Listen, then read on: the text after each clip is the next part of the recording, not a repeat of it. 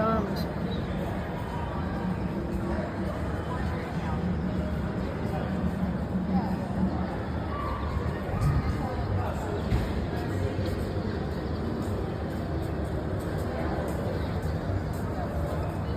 Often their operations are conducted at low altitude, so they probably were never more than a few thousand feet up.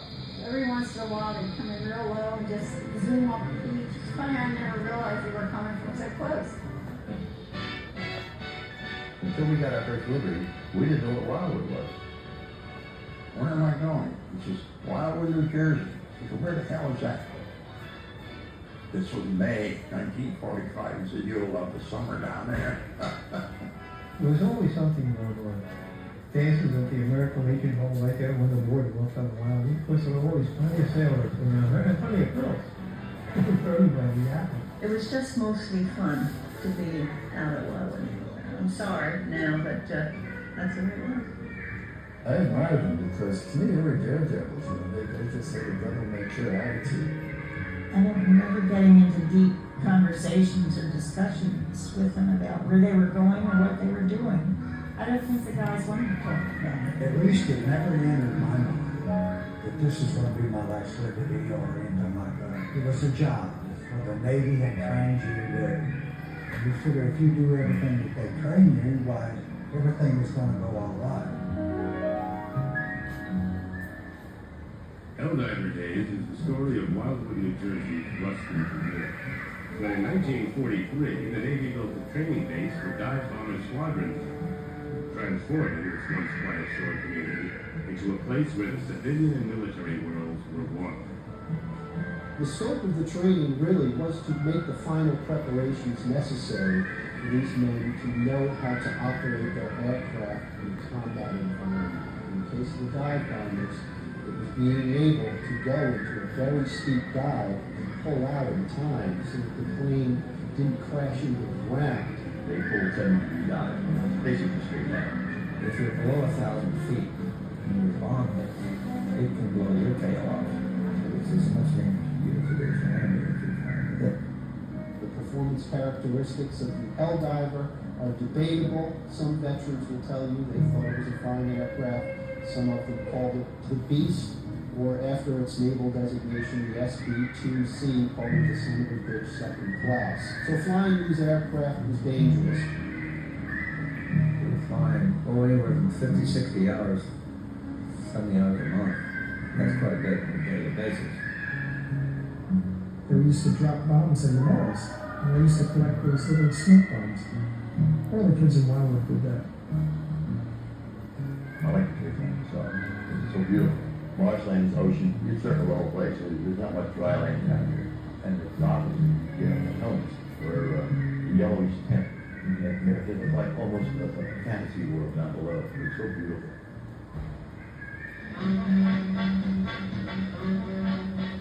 But this was named Naval Air Station Rio Grande. Well, they had so much trouble with Texas that they had the name of the next closest post office, which was Wildwood. So that's how it's called Naval Air Station Wildwood, although it's not in Wildwood at all. Supposedly there were 63 bars in Wildwood at the time. It was just something to behold, because the women from Philadelphia were lined up at 3 deep in the every bar. I went out with one officer, and he said, won't you come down on the beach with me? And I said, no, and he walked off and left me standing right on the boardwalk. Of course, I knew my way home because I was born here. You go in a bar, you drink, and, you know, have a little fun and whatever. When it's time to get back, where you did.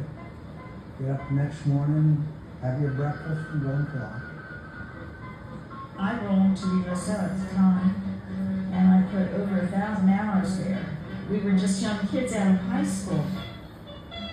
We were not aware of the seriousness of what was happening so far away, and really didn't think, I guess, much about what was going on in the war enough. I don't know whether that was right or wrong, but that's what happened. These young pilots were so intent in all the different things that they had to perform to make the landing and all that. For some reason, they would overlook lowering the landing gear of all things. And they were coming in wheels up, you know, splatter all over everywhere. Plus, We felt terrible to know there was a crash at the base, realizing that he's a young man undergoing training to go to war, and he doesn't even get that far. He dies here on American soil before getting over the fight. 39 men lost their lives, and that tells you something. And even though these men were not in combat while serving in Wildwood, practicing for combat is almost as dangerous. My wife would get to know these wives and pilots, and after a while my wife said, this is getting too much for me. You know, she said, I just get friendly with these people, and all of a sudden I hear the crying because her husband was just killed. So she said, I gotta get out of here. I can't stand this. Their souls are so drifting all around through there. They have to be, you know, especially anyone who died either crashing on the field or crashing out in town. Or those even that live in the ocean. I'm sure if you go through there at night, you can feel that, and you can feel that there's something there. They certainly became very good at what they did. By the end of the war, the finest naval aviators on earth were the gold wings of the United States Navy. But most of those men wearing those wings had been civilians only a brief time before. The training for the decisive battles in the Pacific War, the skills that would bring us victory, were learned at places like Naval Air Station Wildwood. How could a little town like Wildwood be a training base for dive bombers during World War II, formerly known as the Boardwalk Place? Was that really there? This was a place where 16,000 takeoff and landings took place in October of 44. 39 guys died here. Nobody knows about it. I think there's a real story to tell.